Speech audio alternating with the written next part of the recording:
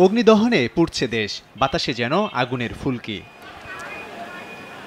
বেলা বাড়ার সঙ্গে সঙ্গে সূর্যের প্রখরতায় অষ্টাগত গরমে হাঁসফাঁস জনজীবন। মরুর লু হাওয়া বয়ে যাওয়ায় মৌসুমের প্রথম তাপদাহে হাঁপিয়ে উঠছে প্রাণীকুল। রাজধানী সহ দেশের খুলনা, রাজশাহী, রংপুর সহ উত্তর ও দক্ষিণ পশ্চিমাঞ্চলে বয়ে যাচ্ছে হিটওয়েভ।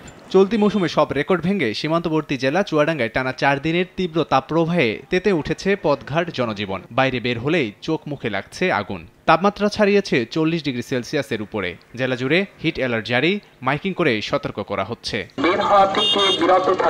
পুরা সারা শরীর জ্বলতেছে, নিচের থেকেও গরম উঠতেছে, উপর থেকেও গরম পড়তেছে, চারপাশে শুধু গরম। গরমের অবস্থা খুব খারাপ, দিন দিন বেড়েই যাচ্ছে। সহ্য করতে পারছি না, এসে মাথায় পানি দিচ্ছি, খাচ্ছি। 1, 2, 3 ঢাকায় জমি জিতে নিন 100% ক্যাশব্যাক সহ 20 কোটি টাকার পুরস্কার। সর্বোচ্চ গরম আর সর্বনিম্ন তাপে সারা বছরই নাকাল সীমান্তবর্তী জেলা চুয়াডাঙ্গার মানুষ।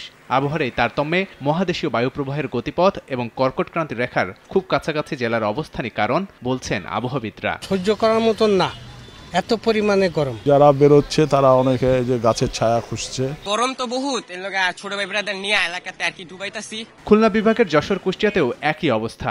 অন্য জেলাগুলোও পুড়ছে খরতাপে। প্রচণ্ড সূর্যের উত্তাপে ঘরের বাইরে ও ভেতরে দুর্বিষহ জীবন। এতে হাসপাতালে বাড়ছে পানিবাহিত ও গরমজনিত রোগীর সংখ্যা। বৈশাখের শুরু থেকেই উদ্বেগজনক হারে বাড়ছে গরমের মাত্রা।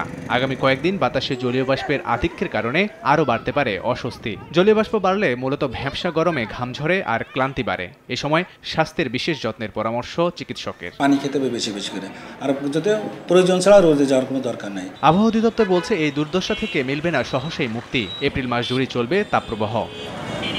লাবিব হাসান, সময় সংবাদ।